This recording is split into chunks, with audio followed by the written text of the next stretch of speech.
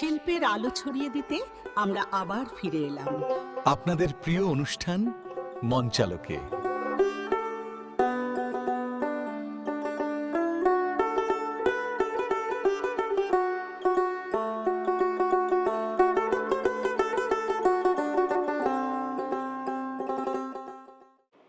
শুধু দর্শক মণ্ডলী, মঞ্চালোকের পক্ষ থেকে শুভেচ্ছা অভিনন্দন। আমরা কথা বলবো থিয়েটারের একাল সেকাল নিয়ে। আমরা বিশ্বাস করি থিয়েটারের বিবর্তনের গল্প আপনাদের কাছে তুলে ধরা এবং একই সাথে থিয়েটারের নাট্যকর্মীদের ভাবনা, সৃজনশীলতা ও ওদের পরিকল্পনাগুলো আপনাদের সাথে শেয়ার করা। প্রিয় দর্শক, আমরা বিশ্বাস করি থিয়েটার কেবলই বিনোদন নয়, থিয়েটার হচ্ছে সমাজ ও সংস্কৃতির প্রতিচ্ছবি। ইতিবাচক পরিবর্তনের মধ্য দিয়ে তরুণ প্রজন্মের কাছে থিয়েটারের গুরুত্ব তুলে ধরাই আমাদের একমাত্র লক্ষ্য। প্রিয় দর্শক, তারই আলোকে আজকে আমাদের স্টুডিওতে উপস্থিত আছেন আমাদের নাট্যবন্ধু, প্রিয়জন, অভিনেত্রী, কথক নাট্য সম্প্রদায়, আবৃত্তি শিল্পী দৃষ্টি, সহকারী শিক্ষক, প্রশিক্ষক, বিশেষায়িত স্কুল, বুদ্ধি প্রতিবন্ধী বিদ্যালয়। নাজমা আপা, স্বাগত আপনাকে মঞ্চালোকে। অনেক অনেক ধন্যবাদ আমাকে এভাবে মঞ্চ লোকে আমন্ত্রণ জানানোর জন্য। আমরাও খুবই আপনার কাছে কৃতজ্ঞতা জানাই যে আপনাকে আমরা পেয়েছি। আপনি অনেক দূর থেকে এসেছেন, সেই জন্য আমি এবং আমার টিম থেকে আপনাকে কৃতজ্ঞতা জানাচ্ছি। আচ্ছা নিপা আপা, দীর্ঘদিন থেকে আমি আপনাকে চিনি, আপনি দীর্ঘদিন থিয়েটারের সঙ্গে জড়িয়ে আছেন। থিয়েটারের শুরুটা যদি বলি, কিভাবে হয়েছিল আপনার? থিয়েটারের শুরুটা অবশ্য যে বললাম ভালো লাগা বোধ থেকে। আমার বাবা খুব সাংস্কৃতিক মনা ছিলেন, খুব পছন্দ করতেন গান বাজনা, অভিনয়, নাটক খুব পছন্দ করতেন। তো বাবা বাজারে চাকরি করতেন, ওনাদের বাৎসরিক প্রোগ্রাম হতো, আচ্ছা, ওখানে থিয়েটারের ব্যবস্থা থাকতো, আচ্ছা, থিয়েটার হতো। তো দেখতে যেতাম, ওখান থেকে একটা ভালো লাগা বোধ তৈরি হলো। তারপর শিল্পকলায় ভর্তি হলাম, নাচে ভর্তি হলাম। তখন দেখতাম যে থিয়েটারের ছেলেপেলেরা খুব মানে রিহার্সেল করতো। তারপর সে সময় 91 সালের কথা বলি, ঘূর্ণিঝড় হয়েছিল, ঘূর্ণিঝড়। হ্যাঁ, সেই ঘূর্ণিঝড়ের পরের সময়টাতে থিয়েটারের যে পরিবেশের ব্যাপারটা শিল্পকলায় দেখতাম, ওই যে ত্রাণ তৈরি করা, তারপরে বন্যার্তদের জন্য সাহায্য, স্যালাইন বানানো, রুটি বানানো। তো আমরা নাচের ক্লাস থেকে গিয়ে ওগুলো দেখতাম, ভাল লাগতো যে এরা এত মানে উদ্যমতার সাথে কাজ করছে। বিপদে, দেশের এরকম একটা বিপদের সময় সবাই একসাথে কাজ করছে। ওই জিনিসটা আমার ভিতরে ভীষণ ভাবে নাড়া দিয়েছিল। তখন থেকে আমি চিন্তা করলাম আমি থিয়েটার করবো, আমি থিয়েটার করবই। তো সেই থেকে পরে সেটা তো লালন হলো। পরে যখন আমার মেজো ভাই, আমার 6 বছরের বড়, তো ওর একটা সার্কেল ছিল। তো ওদের সার্কেলের সাথে আমি কথক নাট্য সম্প্রদায়ে 92-তে যুক্ত হলাম। সেই থেকে একদম টানা। 92 যদি বলেন তাহলে তো সেই সময়ে একজন নারী নাট্যকর্মী হিসেবে আমি বলবো যে তাহলে আপনার সবচেয়ে বেশি চ্যালেঞ্জিংটা তাহলে কি ছিল? অবশ্যই চ্যালেঞ্জিং একটা ব্যাপার ছিল। যদিও আমার পরিবার সংস্কৃতি মনা ছিল, কিন্তু সন্ধ্যার পরে বাইরে থাকাটা কোনোভাবে অ্যালাউ ছিল না। হ্যাঁ, তো যেহেতু ওই জিনিসটা আমার ভয় কাজ করতো যে সন্ধ্যার পরে কিভাবে আমি ম্যানেজ করব। তারপরে তো আমার মেজো ভাই আমার সাথে, আমার সহকর্মী ছিল কথক নাট্য সম্প্রদায়, যদিও সে কন্টিনিউ করতে পারেনি, ও আস্তে করে বের হয়ে গেছে। আমি থেকে গিয়েছিলাম আর কি, যেহেতু আমাকে নাটকের মেইন ক্যারেক্টারগুলো করতে হতো। স্বাভাবিকভাবে আমার কমিটমেন্টটা বেশি থাকাতে আমি আর ছুটে আসতে পারিনি আর কি। সামাজিক যে জায়গাটা আমরা যদি বলি, সে সময় মেয়েদের সামাজিক যে ব্যাপারটা থেকে যায় যে মেয়ে নাটক করতে যায়, হ্যাঁ, ওগুলো তো সমালোচনা অনেক কানে আসতো। ওটা আসলে আমি সেভাবে গুরুত্ব দিতাম না বলেই আমি কন্টিনিউ করতে পেরেছি। আপনার লক্ষ্যটা ছিলই হচ্ছে যে আপনি, আমার প্রচন্ড ভালো লাগা বোধ আমাকে এই জায়গাটাতে নিয়ে এসছে আর কি। যার কারণে আমার ওই কে কি বললো সেটা আসলে আমি খুব একটা কিন্তু আপনি তো খুবই ভালো একজন অভিনেত্রী, মানে আমি যতটুকু জানি আর কি, সে ভালো অভিনেত্রী যদি হতে হয় তরুণ প্রজন্মদেরকে আপনি কি বলবেন, মানে কি তাকে বলবেন যে কি করলে তুমি অভিনয়ের জায়গাটাকে আরো বেশি ঋদ্ধ করতে পারো, আরো বেশি শক্ত করতে পারো? অভিনয় অভিনয় জিনিসটা ভিন্ন। যদি আপনি থিয়েটারের কথা বলেন, আম, সেটা কিন্তু অনেক ব্যাপক। আচ্ছা। অভিনয়টা কিন্তু পরে আসছে। হুম। চর্চার যে জায়গা। হ্যাঁ হ্যাঁ, অভিনয়টা কিন্তু পরে আসছে। আগে তো আমি যুক্ত হব, জি তাই না? আমি তো একা একা অভিনয় করতে পারবো না। জি।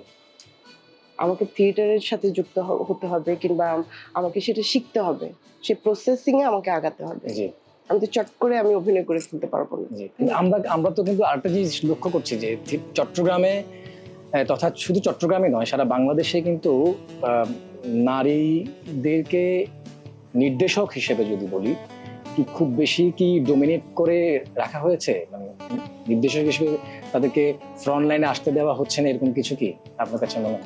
না না না, আমার কাছে সেটা মনে হয় না আসলে। অনেক সুযোগ আছে। এখন অনেক নারী নির্দেশক হিসেবে কাজ করছেন বিভিন্ন জায়গায়। টিভিতে আমরা দেখেছি, ঢাকায় দলগুলোতে নারী নির্দেশক কাজ করছে, চিটাগংও করছে। যদিও খুব পরিমাণে খুব কম, সংখ্যায় খুব কম, কিন্তু আমরা আসলে চট্টগ্রামের পিছিয়ে আছি, এদিক থেকে পিছিয়ে আছি। চট্টগ্রামটা কিছুটা পিছিয়ে আছে। এটা কারণটা আপনার কাছে কি বলে মনে হয়? রক্ষণশীলতা, অবশ্যই। কারণটা কি মনে হয়? চট্টগ্রামের মানুষরা অনেক রক্ষণশীল মনের আর কি। তো সেদিকটা থেকে হয়তো বেশি দূর আগাতে পারে না মেয়েরা, মানে সামাজিক দায়বদ্ধতার জায়গা থেকে। তারপরে পারিবারিক একটা ব্যাপার তো থাকেই।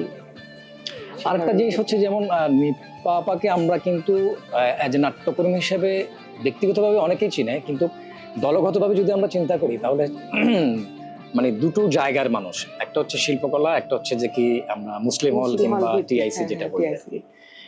এই যে মুসলিম হল কিংবা শিল্পকলার যে জায়গাটা, মাঝখানের যে ডিস্টেন্সটা, এটাকে আপনি কিভাবে দেখেন?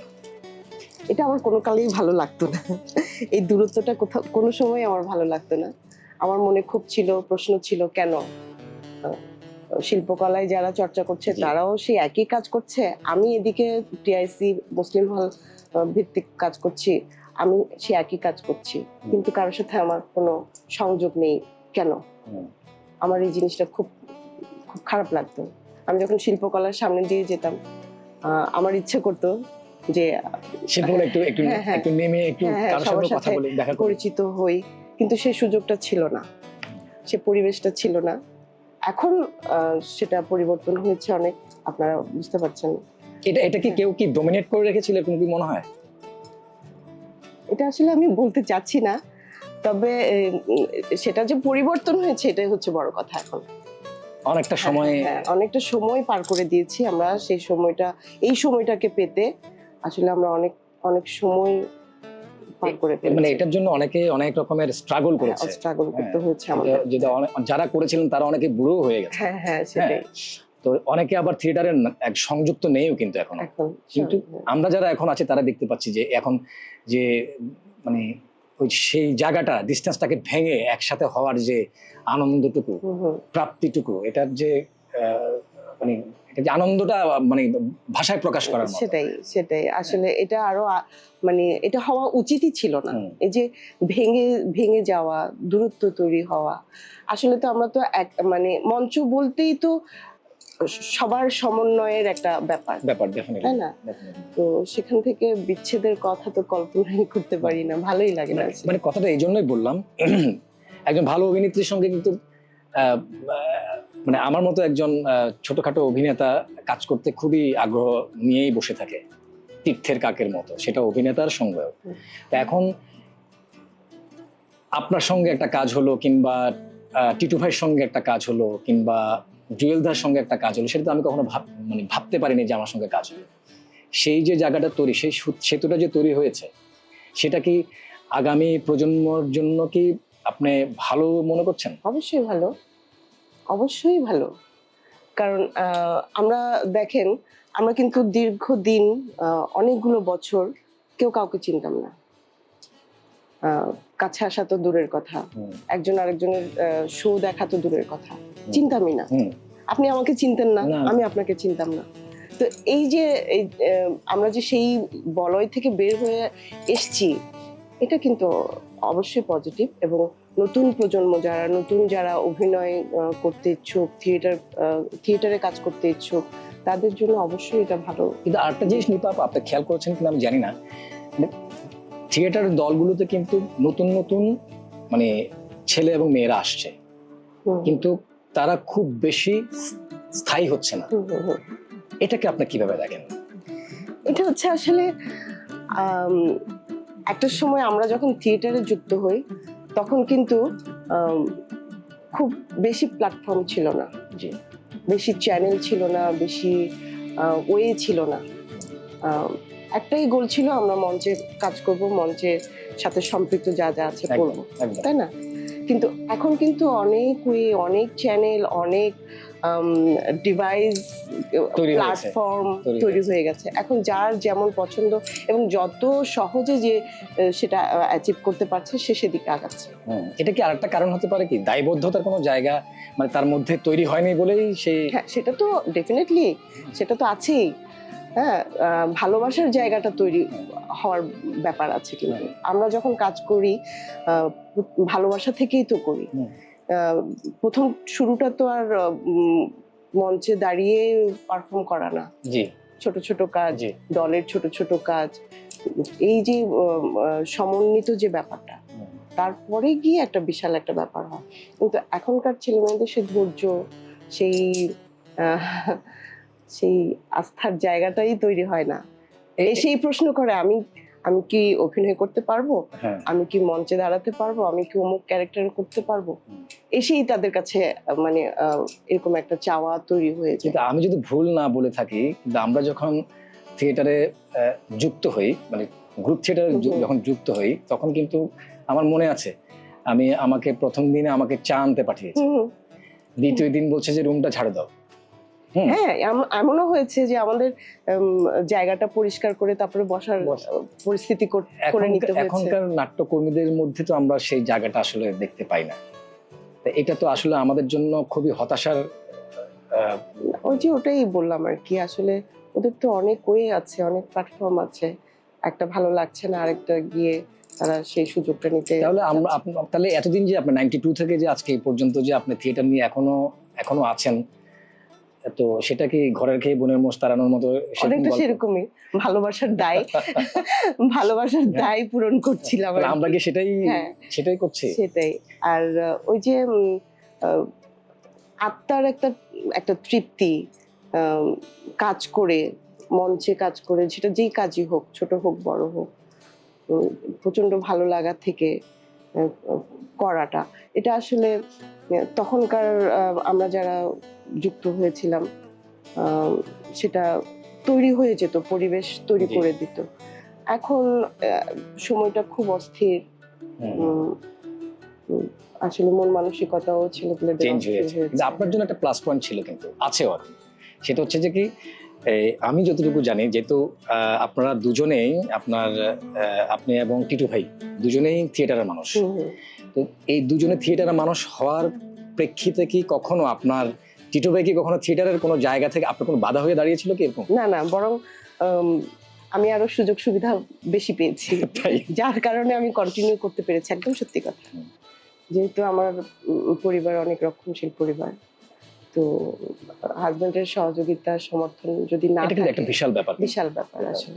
আমি হয়তো পাচ্ছি, আমার হাজবেন্ড একই কাজ করছি বলে পাচ্ছি, কিন্তু আরেকজন হয়তো পাচ্ছে না।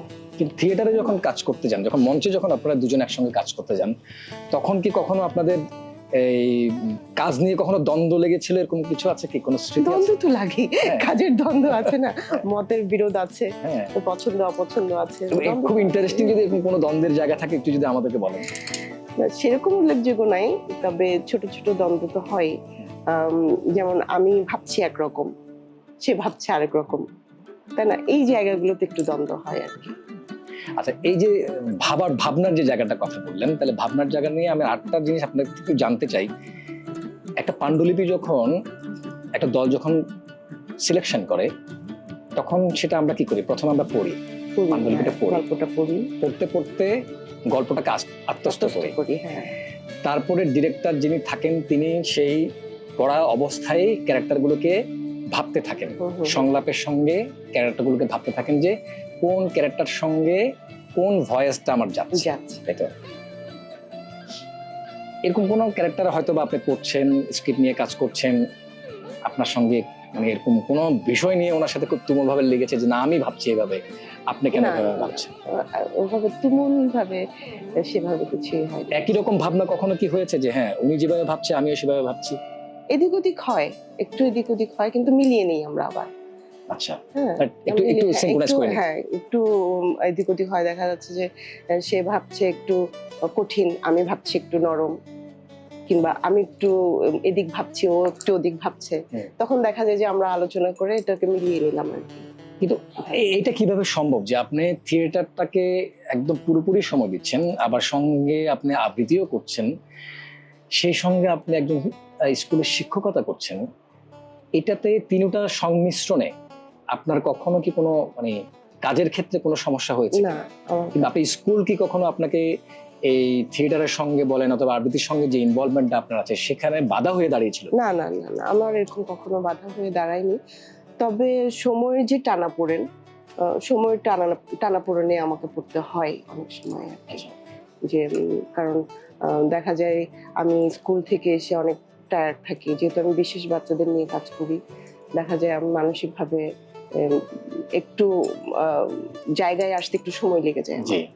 তো এই জিনিসটা হয়, নাহলে আর কোনো সমস্যা আমার হয় না। স্কুল কি আপনাকে মানসিকভাবে কি সেই সাপোর্টটা করে? অবশ্যই, অবশ্যই করে। আচ্ছা, আপনার স্কুলটা নিয়ে যদি আমি একটু বলতে চাই, স্কুলটাতে আমি দেখলাম যে বুদ্ধি প্রতিবন্ধী বিদ্যালয়, মানে এটাতে মূলত কারা পড়াশোনা করে যদি একটু আমাদের? যারা বুদ্ধিগত দিক থেকে স্বাভাবিক বাচ্চাদের চেয়ে পিছিয়ে থাকে তারাই হচ্ছে বুদ্ধি প্রতিবন্ধী আমরা বলি আর কি। কিন্তু দেখা যায় যে ওরা পারছে, একটা স্বাভাবিক বাচ্চা যেটা দেখে অনুকরণ করতে পারছে কিংবা একবার দুইবার শিখে ফেলতে পারছে, কিন্তু আমার এই বিশেষ বাচ্চাটার ক্ষেত্রে হয় কি তাকে বেশ কয়েকবার চর্চা করাতে হচ্ছে আর কি। পার্থক্য এতটুকু, স্বাভাবিক বাচ্চা থেকে আমার এই বিশেষ বাচ্চাটা একটু পিছিয়ে থাকে। মানে এটা কঠিনের আপন করিলাম সেই সংলাপটার মতোই অনেকটা। সেটা কি আপনার এখন মানে আপনি কি সেই জায়গাটা ওদের সাথে কি ম্যাচটা করতে পারছেন? হ্যাঁ, আমি এদের সাথে কাজ করছি হচ্ছে 2007 সাল থেকে কাজ করছি। তো আসলে প্রতিবন্ধকতার মাত্রা এক একজনের এক এক রকম, কিন্তু এদের সাথে কাজ করতে আমার ভালোই লাগে। আমি একটা আলাদা জগতে থাকি। একটু ধৈর্যের লাগে? ধৈর্য তো অবশ্যই আছে। তাহলে আমরা কি ধরে নেব যে আপনার অনেক ধৈর্য? ধৈর্য তো লাগেই, প্লাস ট্রেনিং লাগে। আমি যদি ট্রেনিং প্রাপ্ত না হয় আমি ট্রেনিং করাতে পারবো না তাদেরকে, তাই না? তো নিজেকে শিখতে হয়, নিজেকে আগে জানতে হয়, তারপরে। প্রশিক্ষণগুলো কি আপনি শুধু কি আপনি বিদ্যালয়ে দেন নাকি বাইরেও আপনি বিভিন্ন প্রতিষ্ঠানের সঙ্গে?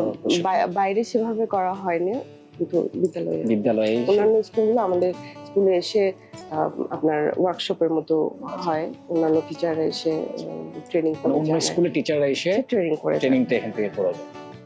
এটাকে আপনি কেমন এনজয় করেন? কেমন? খুব ভালো, খুব ভালো। এটা আসলে ভাষায় প্রকাশ করার মতো না। সেই জায়গাটা কি আপনাকে কি থিয়েটারে কি খুব সহায়ক হয়? অবশ্যই হয়। হ্যাঁ, অনেক সহায়তা করে আমাকে, কারণ এই যে থিয়েটারের যে বিষয়টা, থিয়েটারে তো শুধু থিয়েটার বলতে তো আমরা শুধু একটা বিষয় না, আসলে সেখানে নাচ গান, কথা বলা, আবৃত্তি, আলো, সেট, কস্টিউম, এভরিথিং। তো এই জিনিসগুলো আবার দেখা যায় যে ওই বিশেষ বাচ্চাদের ট্রেনিং এর ক্ষেত্রে আমার কাজ। হ্যাঁ, কারণ ওদের ভিতরেও কিন্তু অনেক ভেরিয়েশন, ওদের বিহেভিয়ারে অনেক ভেরিয়েশন। তো এটা আসলে একটা টেকনিক আছে, আমরা একটা মেথডে কাজ করি। আমরা স্পেসিফিকলি একবার আপনার সঙ্গে এই মেথডটা নিয়ে আমরা আলোচনা করব। মানে শিল্পকলার অনেকগুলো দলের সঙ্গে কিন্তু আপনি মোটামুটি কাজ করছেন এবং তো এই যে নিজ দল থেকে এসে অন্য দলে কাজ করার মানে অভিজ্ঞতাটা যদি একটু বলেন। এটা একটা আসলে ভালো লাগার ব্যাপার। নিজের দল, শুধু নিজের দল, নিজের দলে কাজ করছি তো করছি, কিন্তু অন্য কোনো দলের সাথে, অন্য কোনো চরিত্রের সাথে, অন্য কোনো কর্মীর সাথে কাজ করতে পারাটা অনেক বড় ব্যাপার। আর সেটা আসলে শেখাও যায়, অনেক শেখাও যায়। হৃদ্রতার জায়গাটা, সম্পর্কের জায়গাটা তৈরি প্রশস্ত হয়, তারপরে সুন্দর হয়। মানে একে অন্যকে জানতে পারলো, যেটা একটু আগে আমরা তার আগে একটু আমরা আলোচনা করছিলাম যে এপারে সেপারের যে ব্যাপারটা, দীর্ঘদিনের আমাদের যে বিচ্ছেদের যে ব্যাপারটা ছিল, সেই বিচ্ছেদটা এখন আমাদের অনেকটা মানে কি বলবো গুছেছে আর কি আমাদের। আচ্ছা, আপনাকে যদি বলি আগামী 20 বছরের থিয়েটারটাকে আপনি কিভাবে দেখতে চান? 20 বছরের থিয়েটার কেমন হওয়া উচিত আগামী 20 বছর পরের থিয়েটারটা? আসলে আমরা তো বিশ্বের থিয়েটার যদি দেখি, চিন্তা করি, সেখান থেকে তো আমরা অনেক পিছিয়ে আছি। হ্যাঁ, তো আমাদের আসলে এই বিষয়ে লেখাপড়া খুব একটা দরকার আছে। যদিও আমরা সেদিকে আগাচ্ছি, আমাদের দেশের শিক্ষা ব্যবস্থায় নাটকের বিষয় নিয়ে, থিয়েটারের বিষয় নিয়ে এখন পড়ালেখার যে ব্যাপারটা হচ্ছে, একটা সময় কিন্তু ছিল না, তাই না? আমরা চাইলেও আমরা পারিনি, সেই সুযোগটা পাইনি। হ্যাঁ, তো এখন তো হচ্ছে। তো সুতরাং সুযোগ যেহেতু আছে, তাহলে আমরা কেন আগাবো না? বিশ্বের সাথে কেন আমরা তাল মেলাবো না? আরেকটা ব্যাপার হচ্ছে যে আমার কাছে যেটা মনে হয় যে থিয়েটারটা যতদিন না পর্যন্ত আপনার প্রফেশনাল জায়গায় আসবে, এটাকে টিকিয়ে রাখা অনেকটা কঠিন হবে বলে আমার কাছে মনে হয়। সেটা তো অবশ্যই। আপনি বাইরের দেশগুলোতে দেখেন, আমাদের পাশের দেশে দেখেন, কলকাতায়, ইন্ডিয়াতে, সেখানে নাট্যকর্মীরা, থিয়েটার কর্মীরা সেটা প্রফেশনালি নিচ্ছে, যার কারণে তাদের অন্য কিছু ভাবতে হচ্ছে, সরকার থেকে তাদেরকে সেই প্রণোদনা দেওয়া হচ্ছে। তার মানে একটা ভার কমে গেল, তাই না? থিয়েটারে মনোনিবেশ করাটা সহজ হয়ে গেল।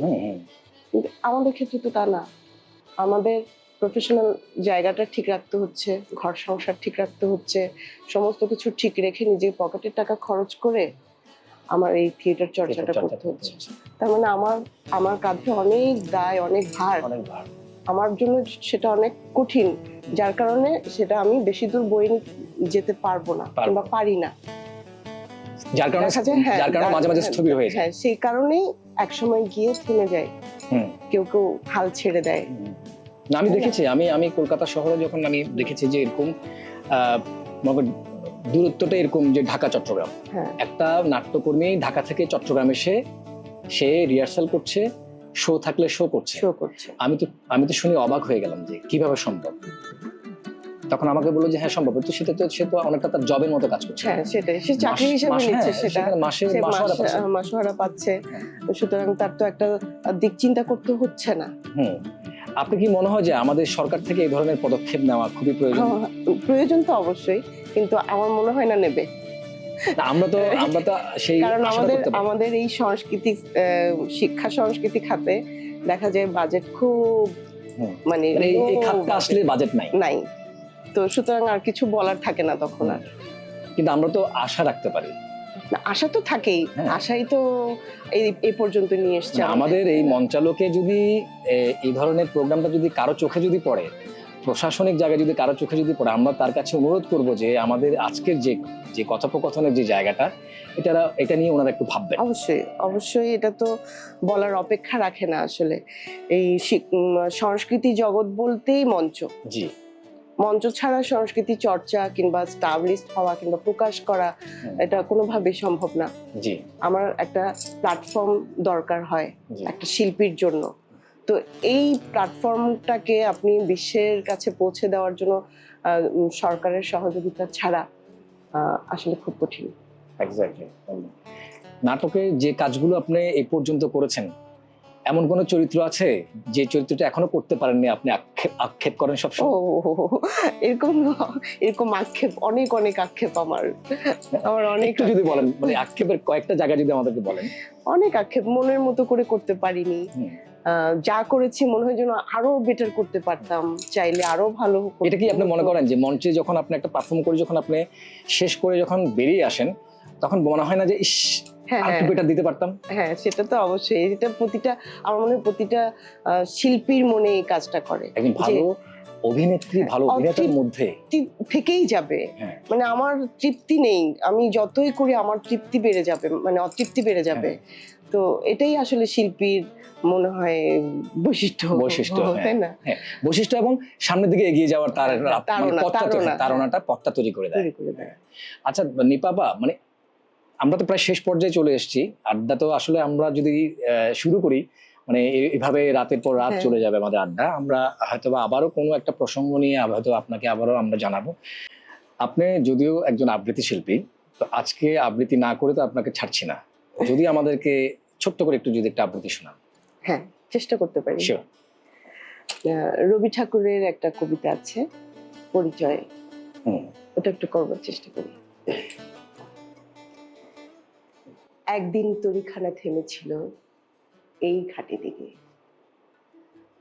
বসন্তের নূতন হাওয়ার বেগে তোমরা শুধায়েছিলে মোরে ডাকি, পরিচয় কোনো আছে নাকি, যাবে কোনখানে?